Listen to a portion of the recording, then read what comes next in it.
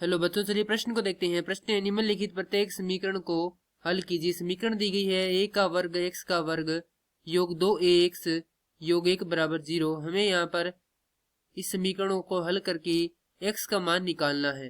प्रश्न को हल करने से पहले जो इस प्रश्न की मुख्य अवधारणा है उस पर विचार करेंगे। तो इस प्रश्न के लिए जो मुख्य अवधारणा है वह हो जाएगी द्विघात समीकरण, अर्थात हम यहाँ पर यह देखेंगे कि द्विघात समीकरण क्या होती है।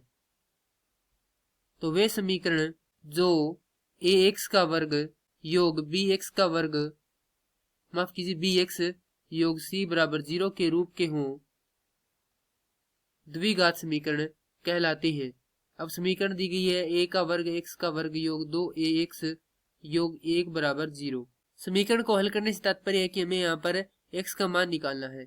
तो हम क्या करेंगे, इसे गुणनखंड के विधि के द्वारा हल करेंगे। गुणनखंड विधि का अर्थ है कि यहाँ पर जो 2ax है इसके ऐसे टुकड़े करें कि इन दोनों का गुणा करें तो उसके बराबर हो जाए, अर्थात इनका गुणा हमारे पास आएगा a का वर्ग, क्योंकि यहाँ पर जो गुणा होगा वह केवल किसका होगा, अचर का होगा।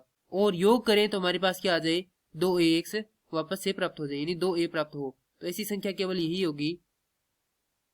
यहां से देखिए a का वर्ग x का वर्ग योग ax योग ax योग 1 बराबर, यहां से देखें तो ax उभयनिष्ठ है तो यहाँ पर आएगा ax, अंदर बचेगा ax योग 1, यानी इन दो पदों में उभयनिष्ठ निकाला। उसके बाद योग 1 गुणा ax योग 1 बराबर 0। तो यहाँ से हमारे पास दो मान आएंगे, ax योग 1 और दूसरा होगा ax योग 1 बराबर 0।